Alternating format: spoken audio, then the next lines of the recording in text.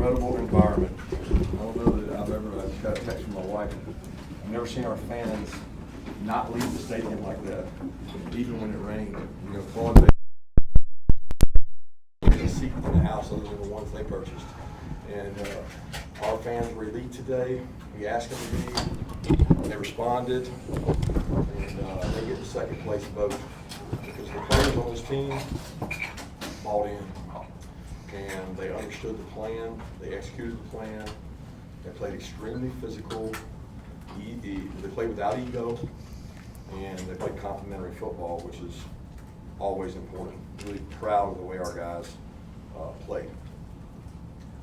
That'll open it up. Was there, do you think in retrospect of this game, Coach, there was a little bit of a validation of complementary football? You said that a lot here lately, using that term. Well, I mean, I don't think we have to validate complementary football. We've been playing complementary football around here for a long time. I just think that's the way you should play football. We talked all week about hunting with a purpose. You know, Drew Brandon gave our team an incredible message on Friday, and he gave them a history lesson. But it was great for the players to hear it and buy in. They gained confidence as the week went on to the plan, and they stuck to the plan, and they executed well. You know, we still turned the ball over too much, but some of that was on the weather conditions. But I was just so proud of how selfless the players were. And guys, we were a beat-up football team coming into this game. You know, we had 2 O-linemen that really couldn't go, didn't practice all week. Ladd couldn't go 2 days this week. Beefy went down during the game. Nolan was out. We had a lot of players dinged up, and a lot of guys stepped up to play for them.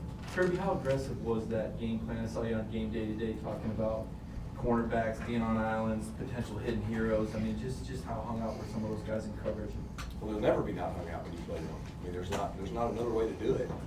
So, like, if you play them, you're going to be hung out because you can't put 2 people 45 yards from the ball. You can only put 1. But our kids understood the plan. I mean, they stuck to the plan. And the plan was really hard practice, a lot of reps, a lot of organization, a lot of details in terms of how fast we can we duplicate their speed, maybe even faster. Can we get lined up? Can we execute? Can we stop the run? Those are all questions that we had coming in. And you know, we don't get to play against that kind of offense, so it's tough to prepare for. Kirby, you were asked before earlier in the week about how Keeley had played. Comes out, has that interception. Just what did you think of his performance?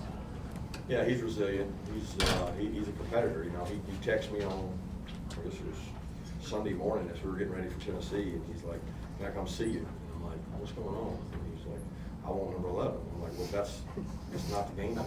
You know, that's not what we're doing. We're going to do it the way we think is best." And I appreciate your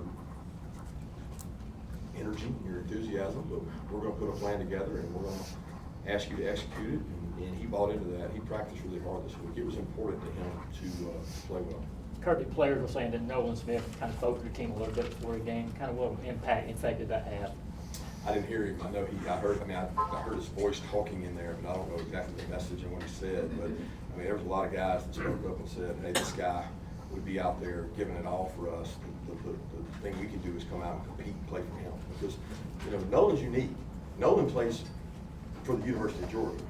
And every kid we got plays for the University of Georgia, but Nolan Smith cares dearly about this university. He would give anything. He'd go out there and play with that arm, even if it meant hurting him in the NFL. He doesn't care. He wants to win. He's a competitor. And those guys are hard to find and rare. And some of his messaging and his presence, I told him he could impact this game, just getting guys to go line up faster. Kirby, what is the blueprint for replacing 15 draft choices? We're witnessing it in real time. Recruit hard, play with physical toughness. I really don't think it's, I mean, everybody, you know, in the SEC recruits well. Everybody's got good football players around them. Yeah, you got to go sign good football players. We've done that. But from what I hear from other people that watch us, it's physical toughness. It's Tuesday and Wednesday practice. And I think physical toughness won out today for us because, you know, they're a really physical team. People don't understand that. They're extremely physical. They run the ball between the tackles. And until you take that away, it doesn't matter. It doesn't matter what you do outside. You better be able to strike people and get off block. Jalen Carter, coach, getting him back, obviously he made plays, but is his presence also ignite something in interior defense line? I think it gave us some juice in it. The one thing it gave us was depth. I We had 2 guys in that room come up with the flu this morning, and I'm like, Jada's gonna have to play more snaps, and he took it head on, and I don't know how he ended up playing, but he's certainly an energy boost in terms of the confidence the other players have in him. Kirby, a lot of attention. Kirby, a lot of attention on Hooker this week. What about your quarterback's play? I thought our quarterback played really good. He played within the system. He understands our system. He puts us in the right place so much. The drive before the half, I mean, that was just clockwork for him to eat their time and guarantee that they didn't get a double possession because they were getting the first possession in the second half.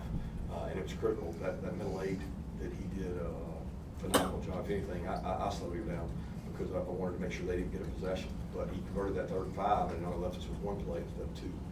But he knows what he's doing. He understands it. I think he can tell you there's still mistakes, but when you put that much pressure on a kid and that much decision making, you're going to have some of that gray area sometimes. But going into the half, you were like, I'm not letting them get the ball back. As soon as you got like the 30 or 40, when was it? Yeah, I probably didn't do a good job there. Like it was one of those deals that we were talking on the headphones the whole time. We had 3 timeouts, so we were never worried about it. It's a cat and mouse game because he's over there. He called timeout. And then he got a 2nd down and a little about 4 or 5, and I'm looking at him and he's like, man, he knows he's helping us. I'm looking across like, you gonna call timeout? Because if you're not, I might. And he wanted the extra possession, and he ended up not doing it. And then when the clock was running, Stetson was ready to snap it and convert the 3rd down. And if we didn't get the 3rd down, I didn't want them getting the ball back because they've been able to be explosive and score quickly. Kirby, you mentioned resiliency. You had some similar question about that in the comment. He's had some drops, and he was the lead receiver today, had that long touchdown. Just what have you seen from him, and what do you see from him? The guy just runs till his tongue hangs out. I mean, we have to temper him in practice. We got to slow him down. He's going to run himself to death. And then we check his GPS, we check his volume. Like I said, he wasn't able to go really Wednesday or Thursday, and came out, played with great toughness. He blocks well. I mean, the guy's a competitor. You know, his family are the biggest Tennessee people there are. He grew up Tennessee fan all his life, and that was a big game to him. Coach, getting back to the noise for a second, off the top of your head, do you ever recall legal procedure / false start, calls in one game, lead to a noise? I don't know, y'all tell me. Notre Dame seemed like 20 of them, but it was electric, and you get that when you have a good defense in front of you and a really good crowd. Kirby, you've seen Stetson win big games before, but what is it about those moments that enables him to really jump there? Competitive excellence, competitive toughness. He's a winner. I mean, let's be honest.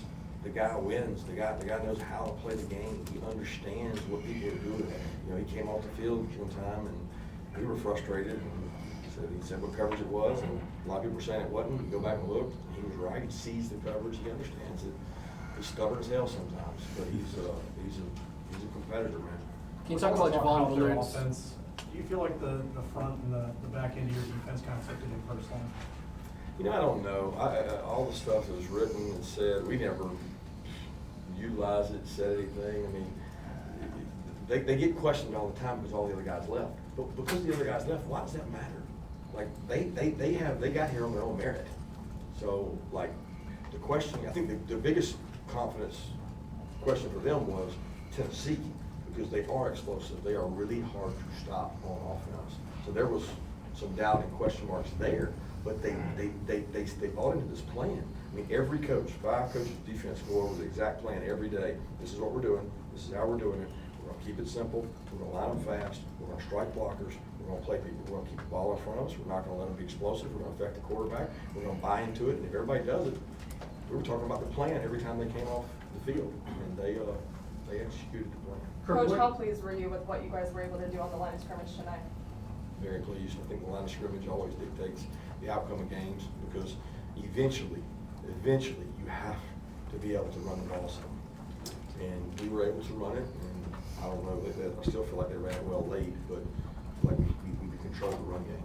Did you run the ball in the second half because of the weather, or because you wanted to chew clock, or? The weather, it was sloppy. I mean, you saw it back to back. It's wet, the ball's everywhere. They fumble, they hardly ever fumble. We fumble, we don't fumble much. Back to back, and it becomes who cannot mess it up. I mean, at that point, it was a different kind of game. So we went in the bag a little bit, and they were they were in a tough position because it's hard to throw in that environment. Punters don't get much love about that 75-yard kick. I don't know. I told him he worked on like a boomerang from Australia. Sidewind, and I kept, get out of bounds, and a hell of a kick by him, and that was a big momentum swing. Kirby, adjustments, you talked about how Tennessee adjusts and how this is like option football with the pass game. What about the job your staff did? I know you guys don't always pat yourself on the back, but clearly schematically you guys were sound here. Sound, but I would say again, going into the game, what did we say we were not gonna do? We're not giving them layups. If they go in for a layup, we're fouling. We're not giving layups. We're not giving layups. And we stayed away from the layups. And, you know, no disrespect to those other teams, they had a good plan probably too. But if you make it hard, complicated, you can't do it fast enough. Coach, I know you're focused on the guys in your locker room, but recruiting-wise, how big of an impact today, having all those big-time recruits there with the crowd and having the #1 team in the building tonight? Yeah, I think our crowd impressed the folks that were here. We were very fortunate to have a facility here that our administration helped build. It is unreal. For Haynes, they can go inside. If they want to stay outside and celebrate the rain with us, they can. A lot of them are going back over to our facility now to spend time with us, and ultimately this game will probably get us, you know, another good player that will probably be playing here against them in 2 years. You know, so that's the name of the game. You want to be a good coach, you got to sign good players. How's Bill? I don't know. It's a great question. Unfortunately, they told me they were taking me to X-ray, and I never heard anything else, so I don't know there. What impressed you most about the team? I mean, you guys have had a lot of good games in recent years, but maybe a lot of these guys haven't been in the prominent roles that they were in tonight. Just the courage to stick with the plan. I mean, there's a lot of folks outside doubting them. They never doubt themselves. I mean, a lot of confidence in that room. These players are confident. I'm most proud of our staff, man. Our staff really worked hard this week to have a good plan, to execute the plan, and the players didn't let their ego get in the way. Game day's here, SEC Nation's here, everybody's here. It's the biggest matchup in Athens. I'm gonna stick to the plan. And the plan was to execute your job, play in and play out, be explosive on offense, push the pocket on the rushers, and they did that. Why were you guys able to execute the plan that you talked about with so many other teams that the Tennessee's played this year have not? I don't know. I don't know the other team's plan. You know, I don't know. For us, it was all about getting lined up quicker than they do. And you know, practice. We told our players they did double the reps this week in terms of the amount of minutes you practice in a period. Because 12 minutes, you usually do 24 plays. Well, we had periods where we were getting 35 and 40 plays with how fast they were going. And they doubled up, and I think that helped play a part of it. I think the success we had early in the game, because when you play Tennessee, they go for the knockout blow in the first round. You gotta survive it. And I don't like surviving anything. We want to attack it, but with them, it's about surviving that. Kirby, how big was Arian's catch, and especially just with everything he's gone through to even be back out there? Man, that guy stays out there. I kept having dreams I was going to have to put him in against the 11 to let him run with him. But he stayed after practice every day, ran a lot of comeback routes, a lot of slants, a lot of deep balls. And for him to get that is so much gratification for this kid who worked so hard. And he had bumps and bruises during the week and had to go in a black shirt and bounced all the way back. And really thought he was going to catch that ball late to put a dagger in there. But he's a great kid, and he's a really good player. You talked about dreams a second ago. Did you sleep well last night knowing what y'all were getting into?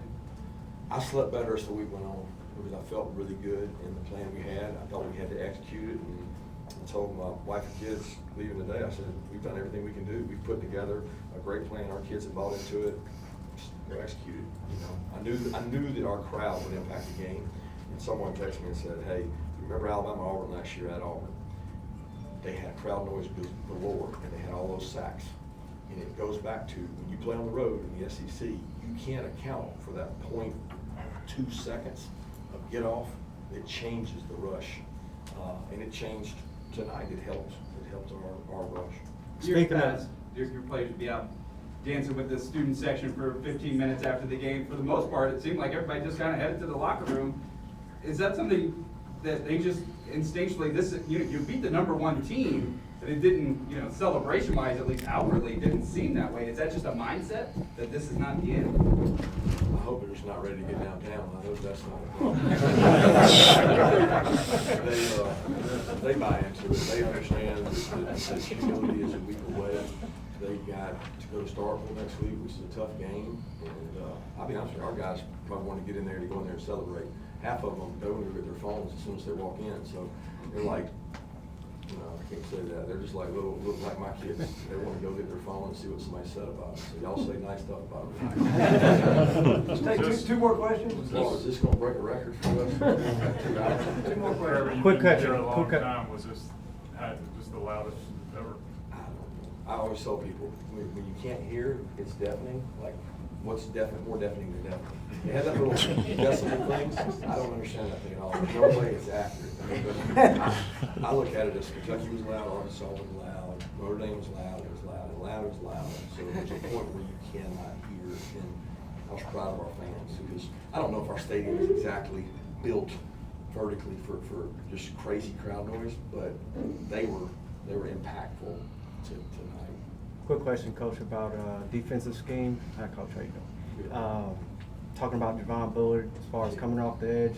Tell me a little about his role and how it's growing on the defense. He is so tough. He is so physical. He is like a little stick of dynamite, man. When we recruited him, it was COVID year, and there weren't that many people recruiting. I said, this guy's tough.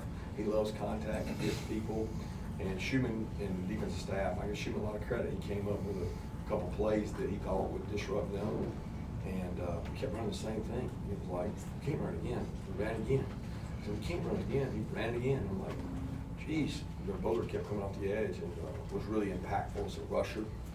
And the guys in the back end held up. So I was really proud of those guys. And look, I want to make sure I'm super proud of our offense because I personally think coming into that game, Tennessee's defense was really peaking and getting better. They had played really good football, guys. They attacked the ball. They do good in the red area. They got a good defensive unit, and our offense came out to play. Thanks.